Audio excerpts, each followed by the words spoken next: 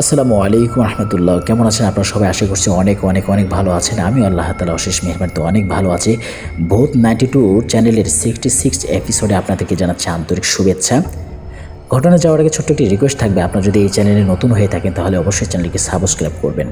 আপনাদের জীবনের সাথে ঘটে যাওয়া ভৌতিক অভিজ্ঞতাগুলো যদি শেয়ার করতে চান, যদি চান ভূত 92 চ্যানেলে প্রচার করা হোক, তাহলে অবশ্যই আমাদের ইমেল করতে ভুলবেন না। আমাদের ইমেল অ্যাড্রেসটি হলো www.bhoot92@gmail.com। আমি স্পেলিংটা বলে দিচ্ছি, www.bhoot92@gmail.com। কথা না বাড়িয়ে চলে যাচ্ছি আজকের সেই ঘটনায়। এখন আমি আপনাদের একটি নতুন ভূতের গল্প শোনাবো, তবে এটি কিন্তু একটি বাস্তব ঘটনা, যেটা আমার মায়ের সাথে খুব ছোটোবেলায় ঘটেছিল। তখন আমার মা ছিল খুবই ছোট, গ্রামের মেয়ে ছিলেন তিনি। আমার মায়ের 3 ভাই ও 5 বোন আছে। আমার মায়ের পরে তার যে ছোট বোনটি ছিল, সে সবসময় আমার মায়ের সাথেই থাকতো। মা যেখানেই যেতেন তিনিও তার সাথে সেখানেই যেত। দিনটি ছিল বর্ষার দিন, চারপাশে পানি থই থই করছে। মায়ের ইচ্ছে হলো সে শাপলা তুলতে যাবে, তাই দুপুরের সময় নৌকা নিয়ে শাপলা তুলতে গেল। তার সাথে তার ছোট বোনও গিয়েছে। আমার মা ছিল একটু শুকনো টাইপের, কিন্তু তার ছোট বোন ছিল খুবই মোটাসোটা এবং স্বাস্থ্যবান। মা খুব ভালো নৌকা চালাতে পারত। তারা নদীর উপারে শাপলা তুলতে গেল। দুপুর সময় ছিল, তাই আশেপাশে কোনো মানুষ ছিল না, আর ঘরবাড়িও ছিল খুব দূরে দূরে। মা পানি থেকে শাপলা তুলে নৌকাতে রাখছে, আর তার ছোট বোন নৌকার বইটা হাতে নিয়ে শাপলা খাচ্ছে, কারণ মা তার ছোট বোনকে শাপলা তুলতে নিষেধ করেছে। হঠাৎ করে তার ছোট বোন বলল, আপু দেখো, সামনে খুব বড় একটি কচুরিপানার ঝোপ আছে এবং সেখানে অনেক শাপলা দেখা যাচ্ছে, চলো আমরা ওখান থেকে শাপলা তুলতে যাই।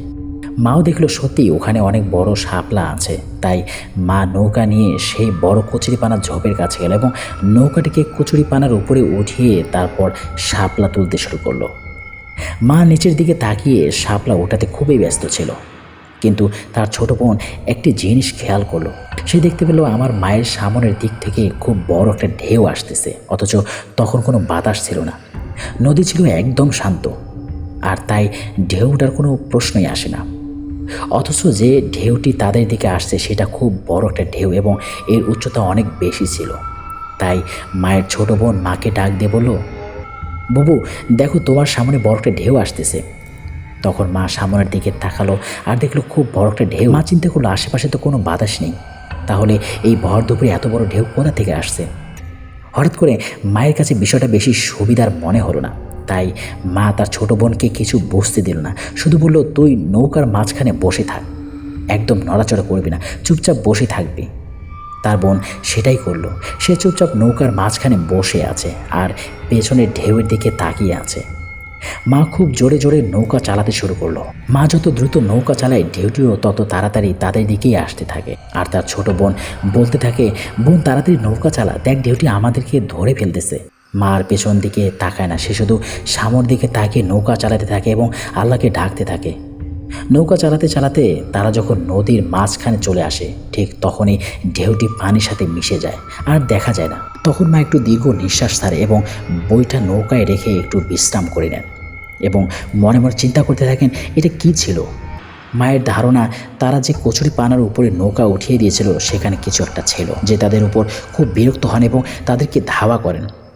কিন্তু যখন নৌকা পাড় ছেড়ে নদীতে চলে আসে, তখন হয়তোবা সে আর নদীর মাঝখানে আসতে পারেনি, তাই সে চলে গিয়েছে। এরপর মা বাড়িতে চলে আসে এবং সবাইকে এই ঘটনাটি খুলে বলে। ঘটনাটি শোনার পর বাড়ির সবাই আশ্চর্য এবং খুব ভয় পেল এবং বাধা দিল যাতে আর কোনো সময় তারা নদীতে না যায়। এই ছিল ছোট্ট একটি ঘটনা। যদি ভালো লেগে থাকে তাহলে অবশ্যই লাইক করবেন, কমেন্ট করবেন এবং শেয়ার করবেন। নতুন ঘটনা শোনার আমন্ত্রণ জানিয়ে আমি এখানে বিদায় নিচ্ছি। সেই পর্যন্ত ভালো থাকবেন, সুস্থ থাকবেন। টাটা।